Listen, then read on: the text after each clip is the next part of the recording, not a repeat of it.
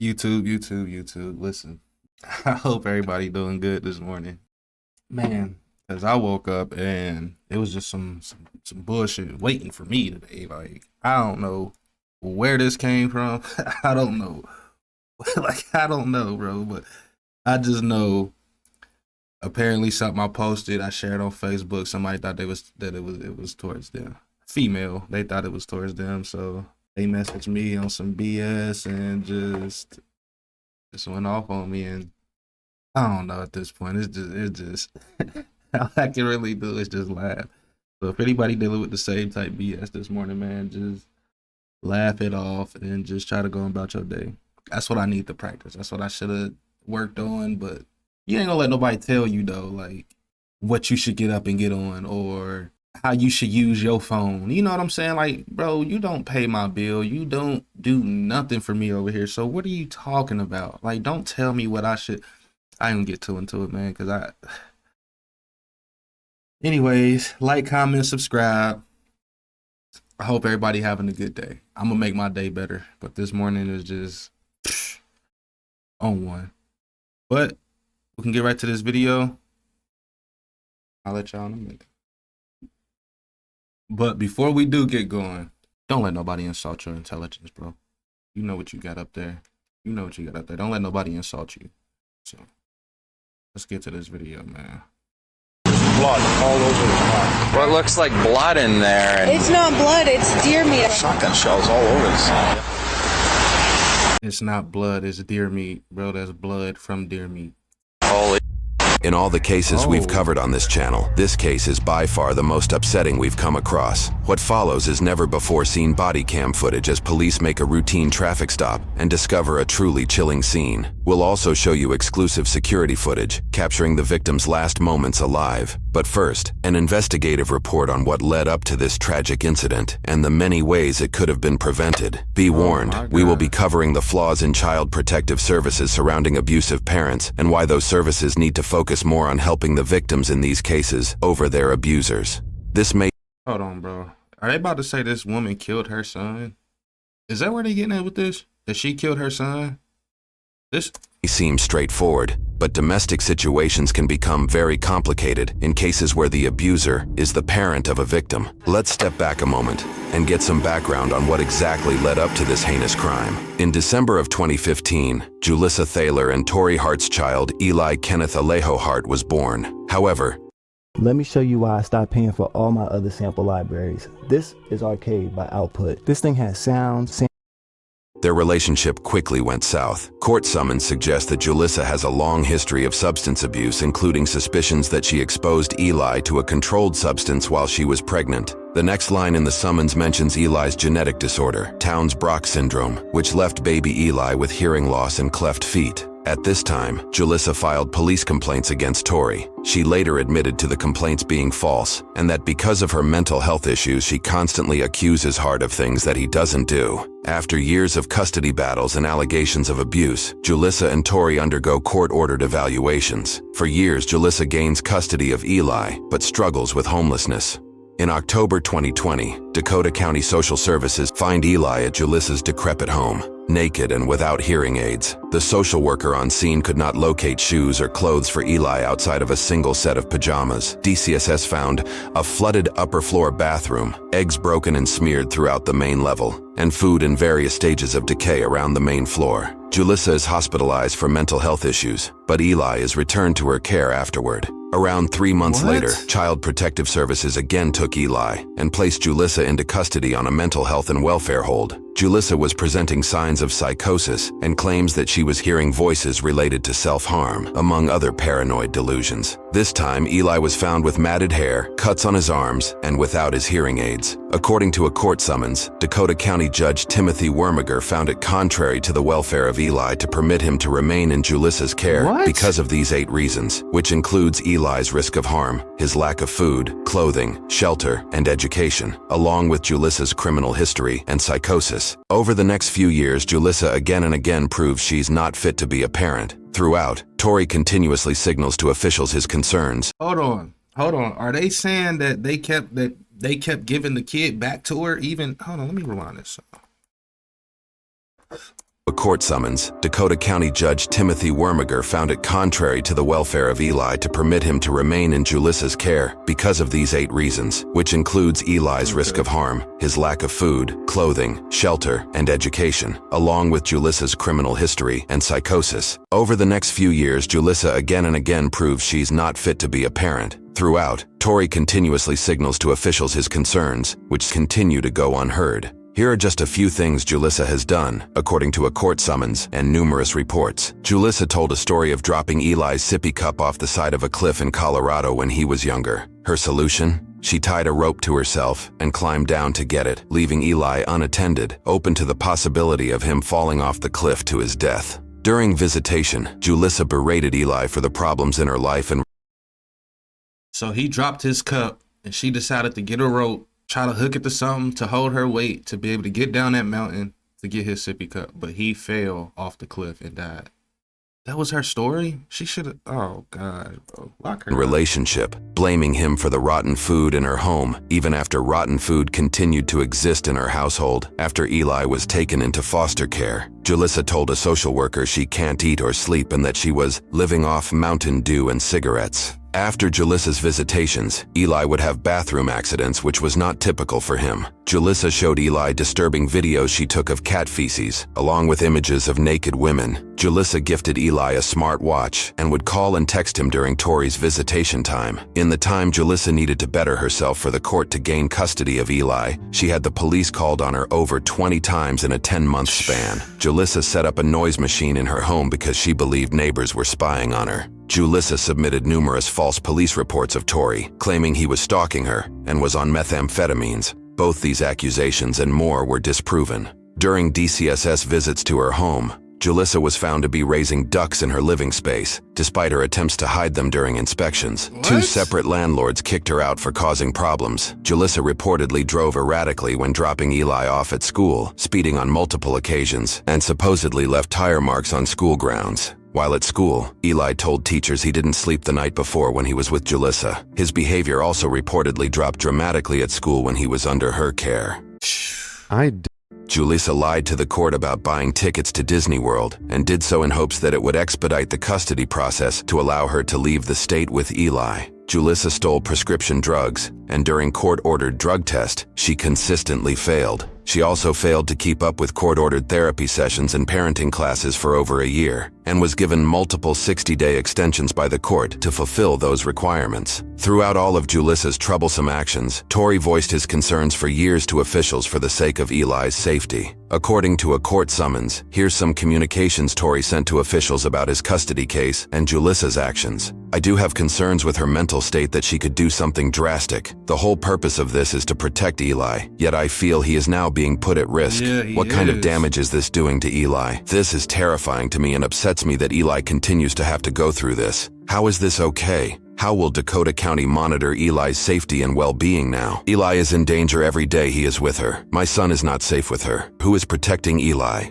Even Eli's caregiver addressed concerns to officials, saying, I feel so bad for Eli. I feel he will be injured or worse being back with his mom. So why ain't they go get that boy? Why are they sitting up letting this girl keep getting her son back, bro? And it ain't no excuse that, oh, well, she said this or she did this or they. No, bro, I don't care what anybody say in these comments, bro. When it comes to putting kids at risk, you should take every precaution that you possibly can to make sure that this kid is safe.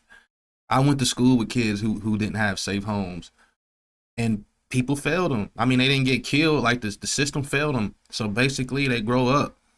They don't know how to work. They don't have a thought process. They just do whatever, however. They just think differently. So like, man, you got to save these kids, bro. We got to save the younger ones. That's why I tell anybody, I don't care how much beef we got. I don't beef with people, but I don't care if you like me or not. But if your kid is in my eyesight and he playing or something, nothing's going to happen to your kid with me around. I don't care who you is. I don't care who you think you are. I don't care how much you don't like me. I don't care if you want to fight me. If your kid is in danger, bro, your kid is good with me. Like, not in danger, but if your kid is around and I'm around and I don't see your kid is good, I'm gonna watch your kid. I don't care who you is. Kids have nothing to do with what you go through. Kids have nothing to do with you doing drugs. It ain't their fault. It ain't their fault that you were on drugs while you were pregnant with him, or you got on drugs after you got pregnant with him. It ain't his fault that you couldn't handle the fact of being a mother or a father, parent in general. Bro, come on, man. Y'all gotta be better for these kids, man. People have kids so willingly, and it just like everybody don't deserve kids. I feel like if it's a dope head at the hospital and she having a kid and you clearly see she's on dope, hands dirty, swole, needle holes and shit, bro, take her kid right then and there. Normally they do, but sometimes people still slide out the hospital with their own kid. Trust me, I seen it around here. Due to Julissa's That shit false got me allegations mad. against Tori, he agreed to comply with a safety and permanency plan in order to secure permanent custody of Eli. This included completing domestic violence and parenting classes, randomized drug testing, a mental health assessment, and adhering to an order for protection. In contrast to Julissa, Tori fulfilled all requirements. DCSS reported positive visitations with Tori, noting Eli's happiness, energy, and enjoyment during their time together. According to a court summons, DCSS reports can be quoted that, during these visits with Mr. Hart, Eli is noticeably smiling, talkative, energetic, and he seems to enjoy them. Despite the countless negative reports on Julissa and the positivity and capability of parenting shown by Tori, the court system continually pushed for reunification of the child with their mother over the father. Check this out. Fast forward to March 2022. Tori filed for custody of Eli in Hennepin County Court, possibly to change the jurisdiction due to concerns about the current court's handling of the case. However, Hennepin Court said they couldn't grant custody due to the ongoing case in Dakota County, and could only move forward if the Chips case were to be dismissed. Within days, the court moved to dismiss the Chips file. Unbelievably, on May 4, 2022, the same defendant who filed all those negative reports against Julissa pushed to remove Eli from court supervision and into reunification with Julissa. Reports made on a later date cited the defendant had no immediate concern for Eli's physical well-being at the time. At this point, Eli had been in foster care for 466 days.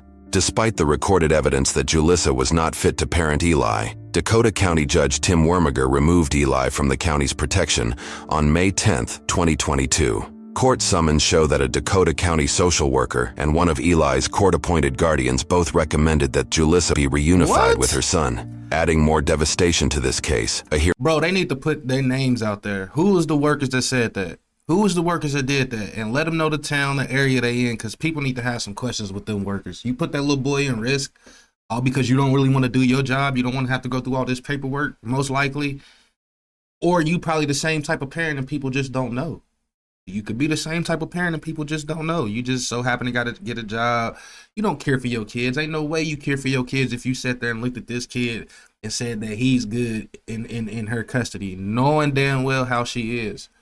Come on now, like, nah, ain't no excuse for that one. Hearing was set for the very next day on May 11th, as an opportunity for Tori to raise immediate concerns to prevent the reunification. Unfortunately, the hearing was canceled, robbing Tori of this valuable opportunity. 6 days later, on May 17th, receipts show Julissa would purchase a shotgun with what was likely dozens of rounds, along with a revolver. The receipt even thanks her by name for the purchase. Just 3 days later, on May 20th, 2022, Julissa would be found driving a vehicle that was missing a tire and had its back window smashed open. Officers would soon pull her over. Look at it! Hold on. Julissa would be found right driving there. a vehicle that was missing a tire and had its back window smashed open. Officers would soon pull her over. Why would you even try to drive that?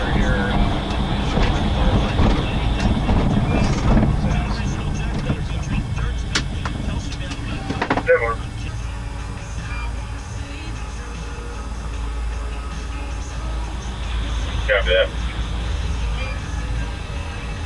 After a few minutes, 2 officers approach her vehicle from either side. According to police reports, the officers noticed shotgun shells, blood in the vehicle, and on Julissa herself, and what appeared to be gunshot holes in the back of the car seat. Julissa herself seems overly calm about the whole situation. According to police reports, she claimed the blood on her came from removing a tampon. Other suspicious claims were also made by Julissa, as seen from this limited body cam footage. Bruh, she really said that came from a tampon. That girl is crazy. I've never in a hit, and I'm not saying it don't happen because I don't know. I'm not in the bathroom when a girl changing her tampon, but I've never heard of a girl actually getting blood all over them from blood from their period. Then you got shotgun shells in there, and you got shotgun shells. You got bullet holes in the car seat, bruh.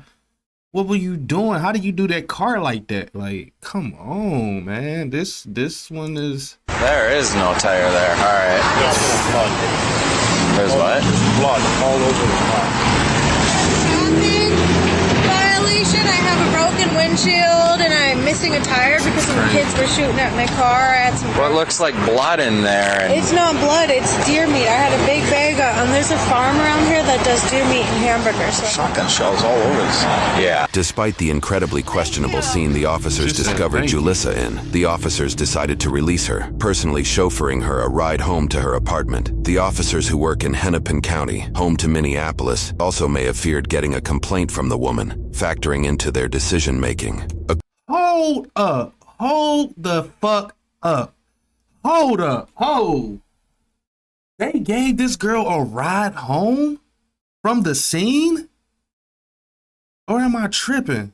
Deer meat and hamburgers. So. Shotgun shells all over the side. Yeah. Despite the incredibly questionable scene the officers discovered Julissa in, the officers decided to release her, personally chauffeuring her a ride home to her apartment. God. The officer Bruh, how do you get released and they just seen blood all in your car? You riding around with the car like that. You got the windshield, not windshield, the rear window broken out. You got bullet holes in the car seat, and they put her in the back of the car and took this lady home. Took this lady home, bro. I cannot believe this shit. I'm not gonna lie, I can't believe this. Give me a second, bro. This shit pissing me off. When it comes to kids, I don't like that shit. I'm gonna release this chick, and she literally got blood all over her car. Y'all ain't even investigate the scene. Y'all just straight give her a ride home and just said fuck whatever she had going on in that car. If that was anybody else, I don't care if they was black, white, Mexican, his anything, they would have got into some shit. They give people with mental issues too many leeways. Like they give them too many options. Like I understand you got mental issues, but you do what you do at the end of the day. I can't go kill somebody like, oh, I got mental issues. They might not give me life because I said I got mental issues, but they probably gonna give me a long ass time still. It's gonna be pretty much like life. Like, come on, bro. Like they failed the shit out this little boy, and I feel so bad for him. I really do.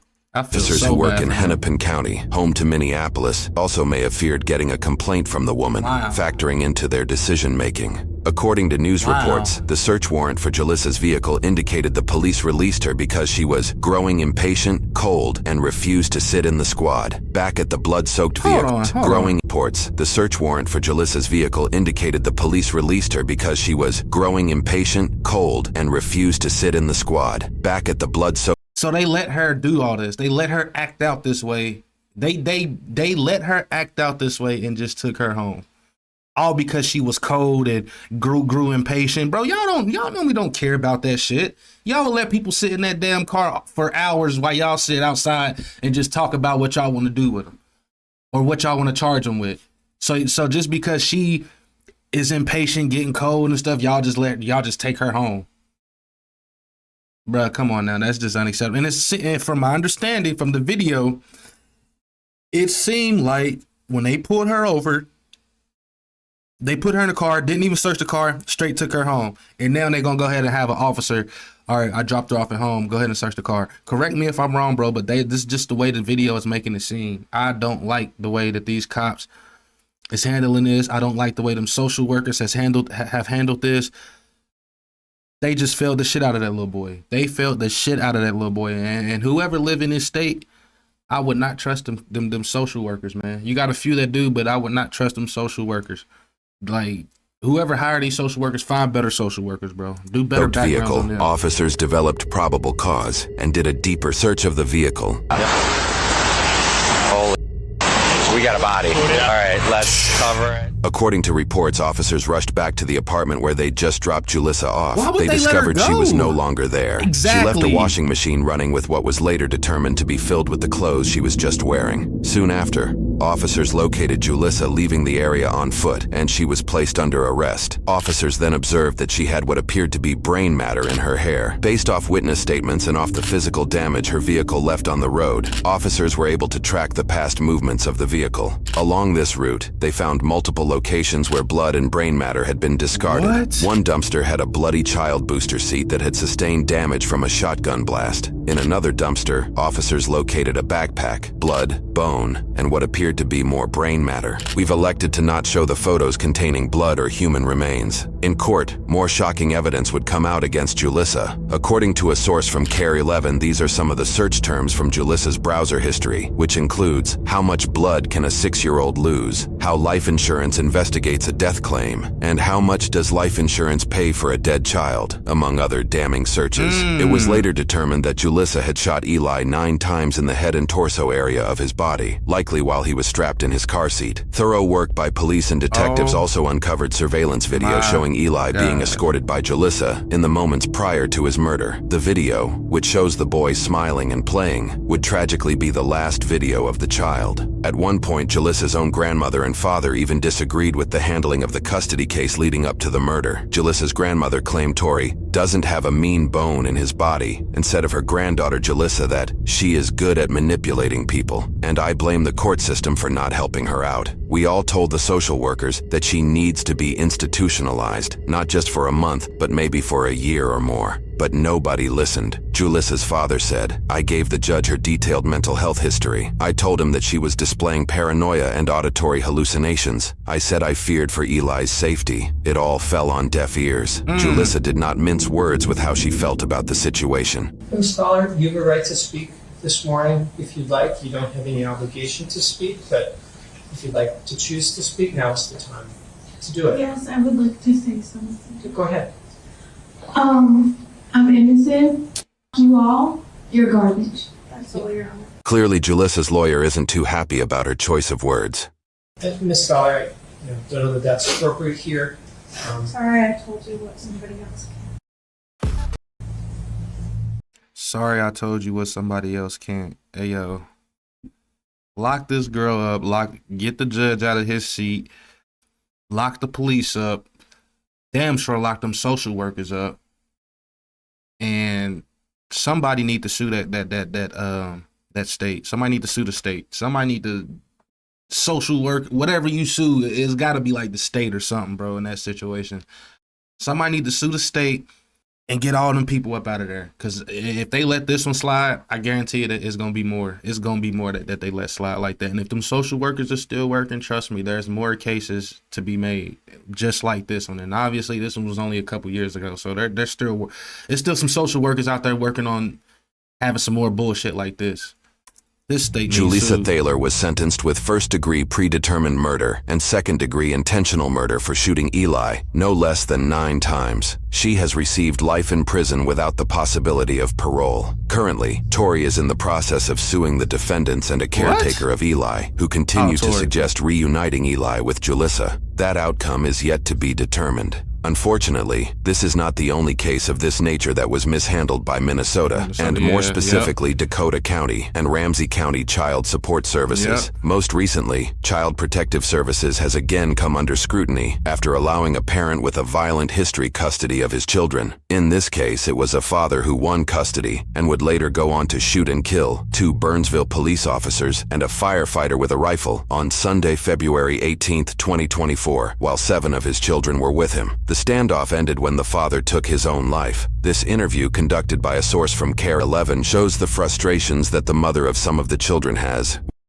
Bro, that's what I was just saying. I'm telling you, he's not going to be the last one. And he probably dealt with the same social workers that helped Julissa get her kid back.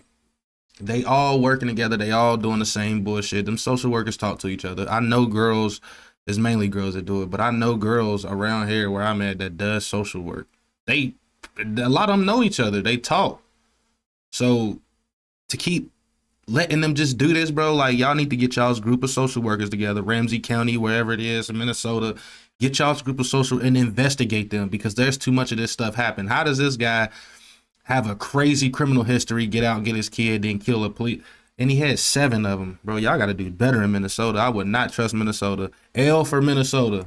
With the Word. way her custody case was handled. Even though their dad is this monster, you know, that's still their father. You know, they had unconditional love for him. And it hurts me because it's like somebody so evil like that and they still get all the love from their children. He could have took them. He could have done a lot, you know, so my main focus is just to get their mental health in order, you know, because it's not going to be like overnight. It's going to be something that's an ongoing thing. A statement released by Ramsey County in Minnesota has this to say about these kinds of cases. In Minnesota, counties are required by law to work toward family reunification in child protection cases unless specifically accepted by statute. When a parent is found to be compliant with court orders during the period their child is placed out of the home, a child must be returned to the parent's care. Following reunification with their child, a parent is no longer legally compelled to work with social services. A family may also relocate of their own volition. Hopefully, swift changes in how cases like these are handled happen soon to prevent future tragedies. Listen, L, Minnesota, L to the judges, L to the cops, L to the Ramsey County, L to the social workers, L to everybody, L to the person that directly was the one working on this case. I'm not gonna lie, this one hit some wrong nerves in me, man, because I don't even really like to watch scary movies when like stuff happens to kids. I don't like watching movies in general when something is happening to a kid. Like, kids are innocent, bro. I don't care how bad they are. I don't care what they do, what they say, whatever they say, they probably learned it from their parents, bro. So like, yeah, I say, yeah, kids, yeah, you get on my nerves. Kids get on your nerves. They bad. But at the end of the day, bro, I will never hurt a kid. Parents say that about their own kids. I'm not a parent, but I know parents. My mom said to me all the time, you get on my damn nerves. I know I did. I was a kid. I was bad. I was annoying. You know, when you get older, you know, it's just kids doing kid shit. It annoys you.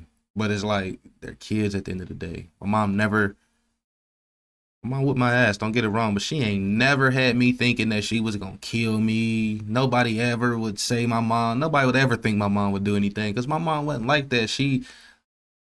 Kids are kids. And my mom was like, bro, like, she'll whip your ass, go in your room. But you ain't gotta kill your kid. You ain't gotta physically, like, really hurt your kid like that, bro. Like, I can't deal with that stuff when it comes to kids. So parents out there, watch your kids. And parents out there, be great parents, bro. Be great parents to your kids, bro. Like, and just because you say, oh, I want my kid to have a better life than me so I don't discipline them, that's BS. Kids need disciplines. And just because you had a bad life don't mean letting your kid do any and everything is giving them a good life. That's not how that works, because then they're going to get older and they're going to be entitled to everything. They're going to think everything is a yes. If you tell them no, they're going to act a certain way, and they ain't going to think there's no consequences behind it. So just because you want your kid to have a better life than you don't mean that you got to let them just do anything. So come on, man. We got to be better with that. We got to protect these kids, bro. Like, these kids are in this bad situation. They can't protect themselves. They rely on us to protect them, or like the parents to protect them. So when we fail them, then what? Then what? Nobody failed you. So take care of your kids, man. I'm up out of here. I'm going to holler at y'all. Like, comment, and subscribe. I'm out.